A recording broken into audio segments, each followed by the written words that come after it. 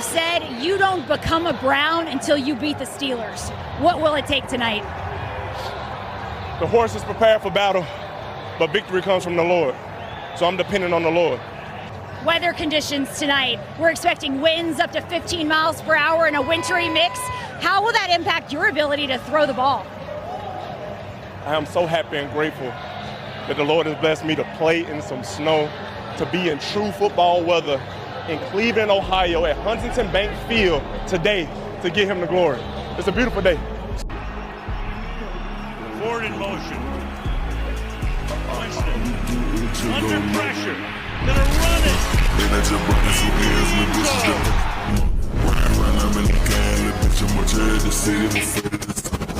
they made in the mirrors,